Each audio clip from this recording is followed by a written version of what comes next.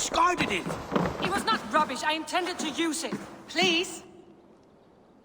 Randvi, what is this? Another dispute, I'm afraid, with Holger stirring the pot once again. Will you set in judgment? Judgments are the burden of a Jarl. This is Sigurd's duty now.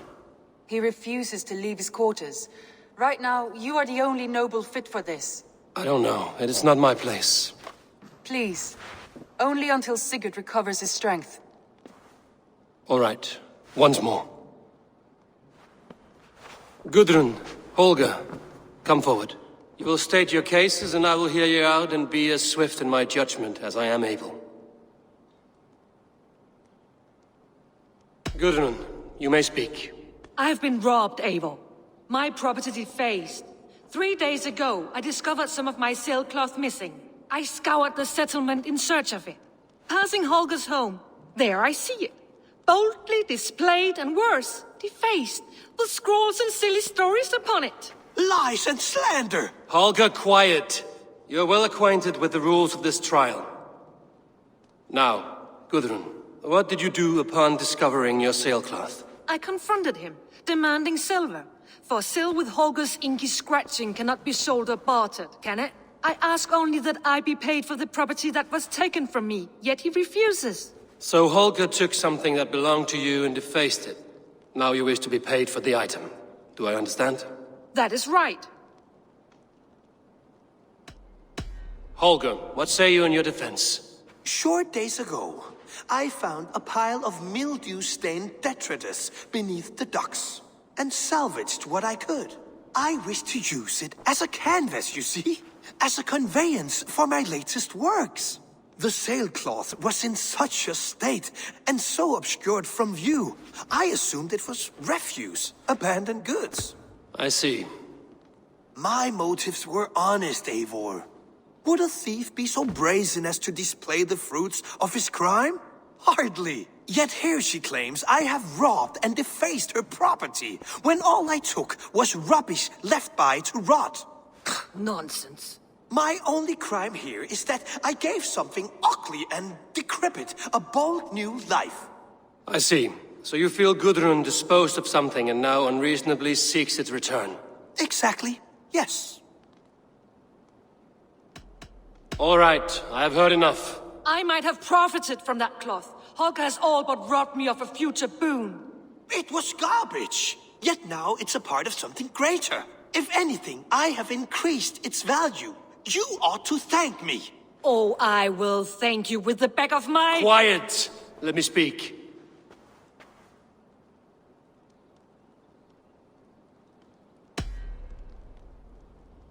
After careful thought, it is clear that... What is this?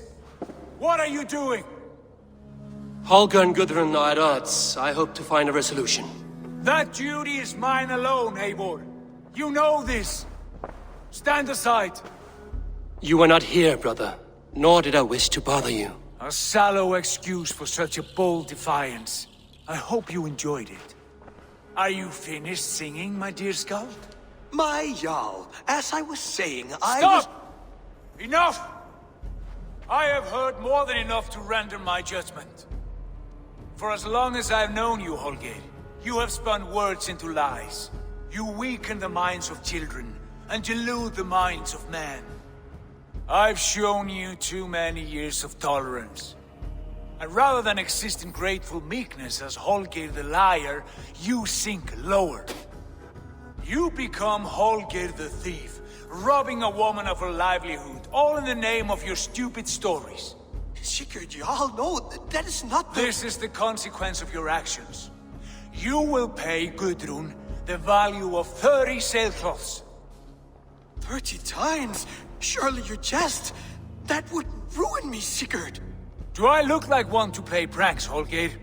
Pay the fee, or be exiled. Great, Jarl. If I may, I seek only compensation for a single sailcloth. The rest 30 times! In silver!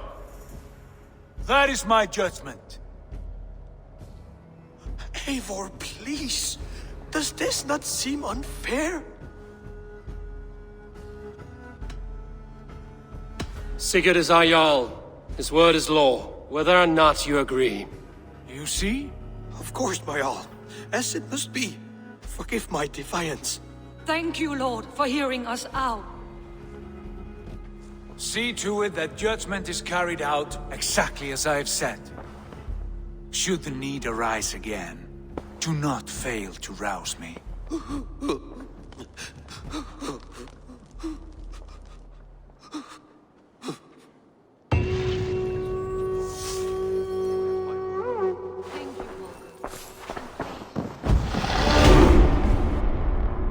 Good day!